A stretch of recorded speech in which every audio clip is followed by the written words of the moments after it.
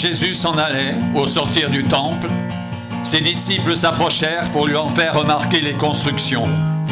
Mais il leur dit, voyez-vous tout cela? Je vous le dis en vérité, il ne restera pas ici pierre sur pierre qui ne soit renversée. Il s'assit sur la montagne des Oliviers, les disciples vinrent en particulier lui poser cette question. Dis-nous, quand cela arrivera-t-il? Et quel sera le signe de ton avènement et de la fin du monde? Jésus leur répondit, prenez garde que personne ne vous séduise, car plusieurs viendront sous mon nom disant, c'est moi qui suis le Christ, et ils séduiront beaucoup de gens.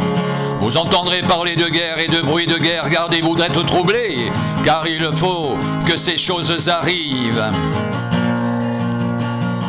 Mais ce ne sera pas encore la fin. Une nation s'élèvera contre une nation, et un royaume contre un royaume, et il y aura en divers lieux des famines et des tremblements de terre. Tout cela ne sera que le commencement des douleurs. Alors, on vous livrera au tourment, et l'on vous fera mourir, et vous serez haïs de toutes les nations à cause de mon nom.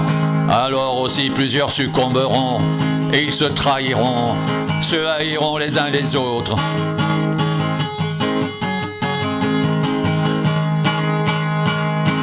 Plusieurs faux prophètes s'élèveront et séduiront beaucoup de gens. Et parce que l'iniquité se sera accrue, l'amour du plus grand nombre se refroidira. Mais celui qui persévérera jusqu'à la fin sera sauvé. Cette bonne nouvelle du royaume sera prêchée dans le monde entier pour servir de témoignage à toutes les nations. Alors viendra la fin.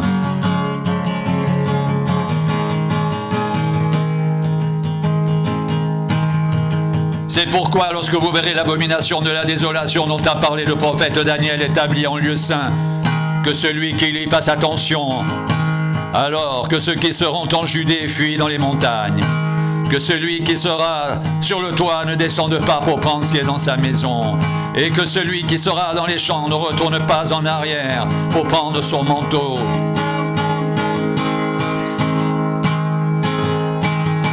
Malheur aux femmes qui seront enceintes et à celles qui allaiteront en ces jours-là. Priez pour que votre fuite n'arrive pas en hiver, ni un jour de sabbat. Car alors, la détresse sera si grande qu'il n'y en a point eu de pareil depuis le commencement du monde jusqu'à présent, et qu'il n'y en aura jamais. Et si ces jours n'étaient abrégés, personne ne serait sauvé. Mais à cause des élus, ces jours seront abrégés.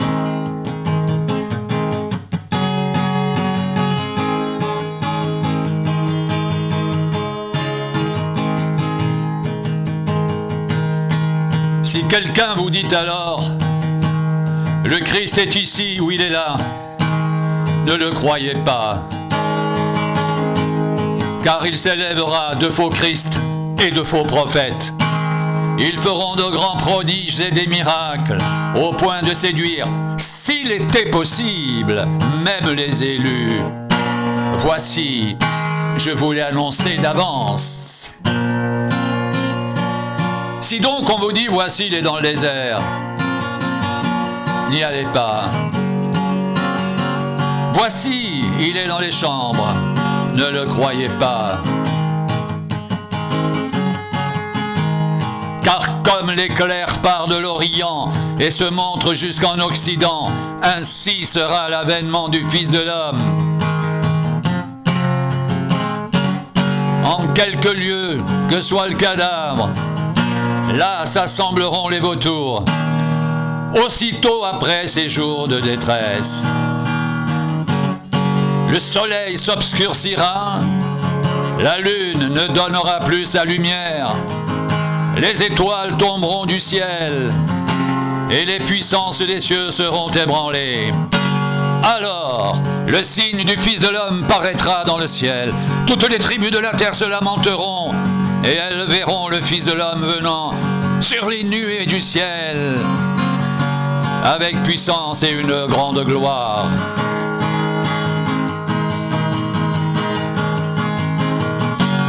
Il enverra ses anges avec la trompette retentissante, et ils rassembleront ses élus des quatre vents d'une extrémité des cieux à l'autre.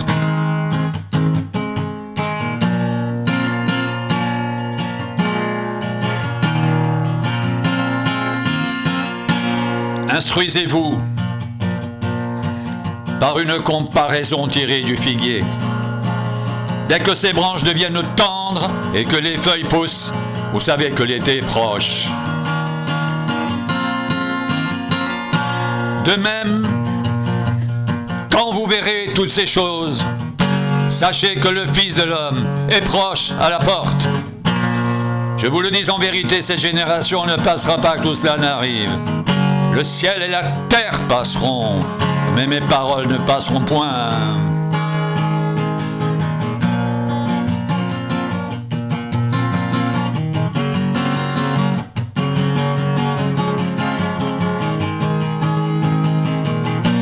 Pour ce qui est du jour et de l'heure, personne ne le sait.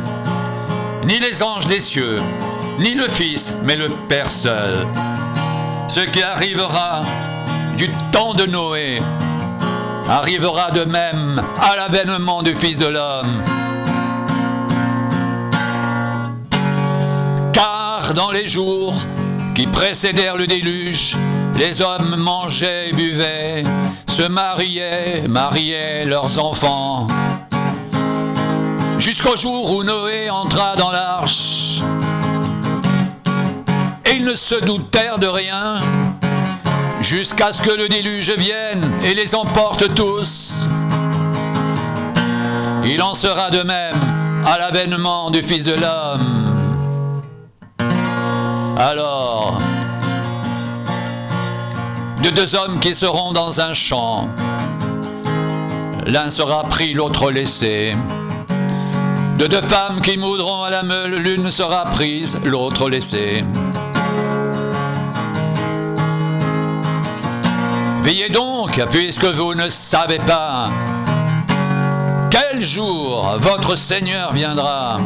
Sachez-le bien, si le maître de la maison savait à quelle veille de la nuit le voleur doit venir, il veillerait et ne laisserait pas percer sa maison. C'est pourquoi vous aussi,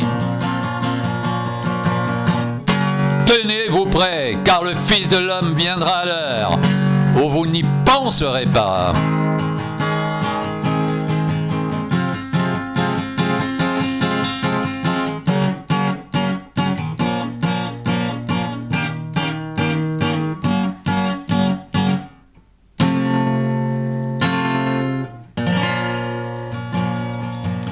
Quel est donc le serviteur fidèle et prudent que son maître a établi sur ses gens pour leur donner la nourriture au temps convenable? Heureux ce serviteur que son maître, à son arrivée, trouvera faisant ainsi.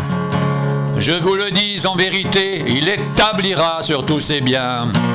Mais si c'est un méchant serviteur qui dit en lui-même: mon maître tarde à venir, s'il se met à battre ses compagnons, s'il mange et boit avec les ivrognes, le maître de ce serviteur viendra le jour où il ne s'y attend pas et à l'heure qu'il ne connaît pas. Il le mettra en pièces et lui donnera sa part avec les hypocrites. C'est là qu'il y aura des pleurs et des grincements de dents.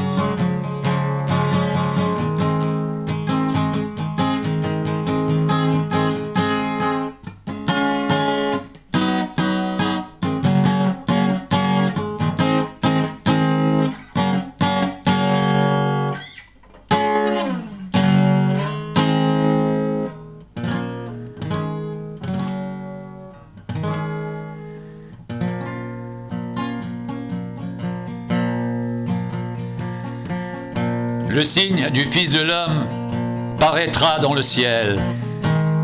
Toutes les tribus de la terre se lamenteront, et elles verront le Fils de l'homme venant sur les nuées du ciel avec puissance et une grande gloire. Il enverra ses anges avec la trompette retentissante, et ils rassembleront ses élus des quatre vents d'une extrémité des cieux à l'autre.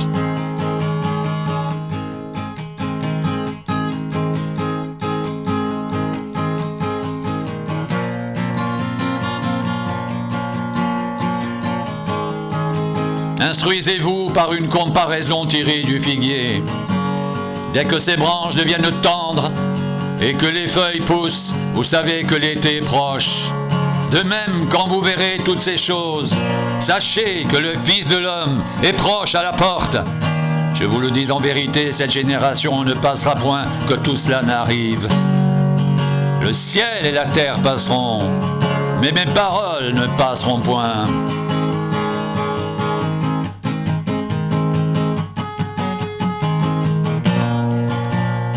Comme l'éclair part de l'Orient et se montre jusqu'en Occident, ainsi sera l'avènement du Fils de l'homme. En quelques lieux, que soit le cadavre, là s'assembleront les vautours. Aussitôt après ces jours de détresse, le soleil s'obscurcira, la lune ne donnera plus sa lumière, les étoiles tomberont du ciel, les puissances des cieux seront ébranlées. Alors, le signe du Fils de l'homme paraîtra dans le ciel. Toutes les tribus de la terre se lamenteront.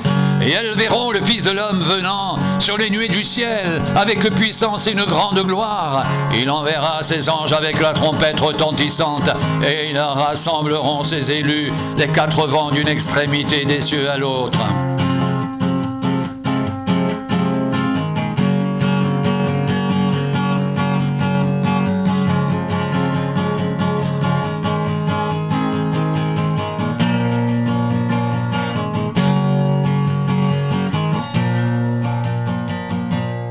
Pour ce qui est du jour et de l'heure, personne ne le sait.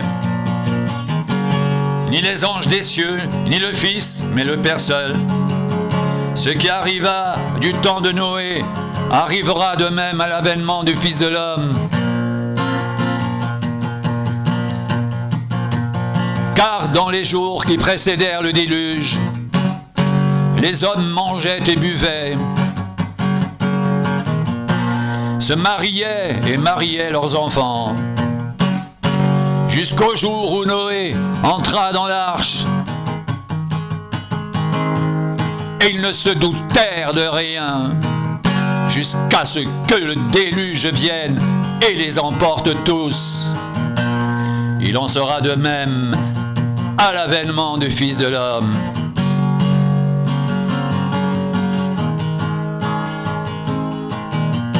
Alors de deux hommes qui seront dans un champ, l'un sera pris, l'autre laissé. De deux femmes qui moudront à la meule, l'une sera prise et l'autre laissée.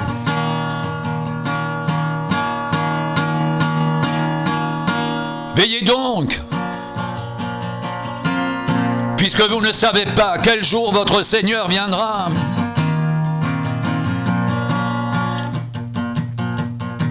Sachez-le bien, si le maître de la maison savait à quelle veille de la nuit le voleur doit venir, il veillerait et ne laisserait pas percer sa maison.